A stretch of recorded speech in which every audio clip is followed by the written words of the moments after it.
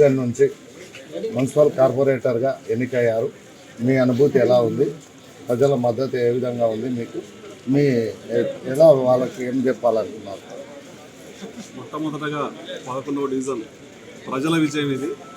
నాకు సపోర్ట్ చేసి నన్ను గెలిపించడానికి ప్రయత్నం చేసినటువంటి ప్రతి ఒక్క అన్న, తమ్ముడు, ప్రతి ఒక్క కుటుంబ సభ్యుడు, బండమీదిపల్లె, రాజుగురుకల్ప, గొల్లబండ తాండా, పాలిటెక్నిక్ ఏరియా, బుడిగజంగాల కాలనీ, వీళ్ళందరూ కూడా ఒక్కొక్క దగ్గర ఒక్కొక్క గ్రూపు అంటే ఒక టీం లాగా వర్క్ చేసి సడన్గా వచ్చిన 10 రోజుల ముందే వచ్చిన సొంత మనుషుల్లాగా హక్కును చేర్చుకొని అవతల ఉన్నటువంటి శక్తులు కొన్ని ఎన్నో కుట్రలు పన్నిన, ఎన్నో కుతంత్రాలు పన్నిన, పాలమూరులో ఉన్నటువంటి మొత్తం శక్తినంతా తీసుకొచ్చి నా వార్డులో పెట్టిన, ఎంతో బ్లేమ్ చేసే ప్రయత్నం చేసిన, డబ్బులు కూడా ఏరులై పారించిన, కులానికి ఒకరు చొప్పున పెద్ద మనుషులను తీసుకొచ్చి ఊళ్ళో పెట్టి నాకు ఇవ్వద్దని చెప్పి కుట్రలు పన్నిన, నా ఎంబడి తోడున్నటువంటి నా సొంత మనుషులు, పార్టీ మనుషులు, కాంగ్రెస్ పార్టీ తరఫున ఉన్నటువంటి సడన్గా వచ్చిన గ్రామ పెద్దలు, యువకులందరూ కూడా సొంత బిడ్డలాగా ఆ కుట్రలన్నింటినీ తిప్పుకెట్టి ఈ విజయం సాధించడం జరిగింది. ఈ విజయం మొత్తం కూడా నన్ను గెలిపించడానికి ప్రయత్నం చేసిన ప్రతి ఒక్క అన్నకు, తమ్మునికి, అక్కకు, చెల్లెలందరికీ కూడా అంకితం చేస్తాను.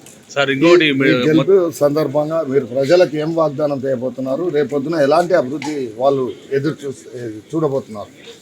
బణవీపల్లి గ్రామంలో చాలా రకాల సమస్యలు ఉన్నాయి. గృహకల్పలో ఇండ్ల సమస్య, డ్రైనేజీల సమస్య ఉంది.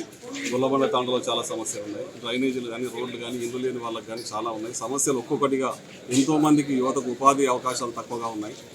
బండమీదిపల్లెలో కూడా చాలా సమస్యలు ఉన్నాయి. అందరం కలిసి కూర్చొని ఒక కమిటీ లాగా వేసుకొని వారందరి సలహాలు తీసుకొని ఎలక్షన్ అయిపోయింది, ఇంకా అభివృద్ధి ఉన్నది ఆశ పెట్టి అందరితోన అంటే నేను చెప్తా ఉన్నా, అవతల ఓటమి చెందిన వాళ్ళలో కూడా చాలామంది ఎక్స్పీరియన్స్డ్ పర్సన్స్ ఉన్నారు. వాళ్ళను కూడా సలహాలు తీసుకొని వాళ్ళను కూడా కలుపుకొని అభివృద్ధి చేయడానికి నేను సిద్ధంగా ఉన్నాను.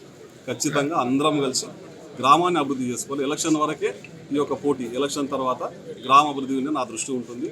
దానికి నాకు మద్దతుగా నిలబడినటువంటి మన నియోజకవర్గ ఎమ్మెల్యే ఎన్ఎం శ్రీనివాసరెడ్డి గారికి మనస్ఫూర్తిగా ధన్యవాదాలు తెలియజేస్తూ, కాంగ్రెస్ పార్టీలో ఉన్నటువంటి పెద్దలందరికీ మనస్ఫూర్తిగా ధన్యవాదాలు తెలియజేస్తూ, సీఎం రేవంత్ రెడ్డి గారికి మరియు అందరికీ అంటే కాంగ్రెస్ పార్టీ పెద్దలందరికీ నాకు సపోర్ట్ చేసి నాకు టికెట్ ఇచ్చి నన్ను ప్రోత్సహించినటువంటి పార్టీ పెద్దలకు అందరూ కూడా మనస్ఫూర్తిగా, ప్రజలకు అందరికీ మనస్ఫూర్తిగా ధన్యవాదాలు తెలియజేస్తాను.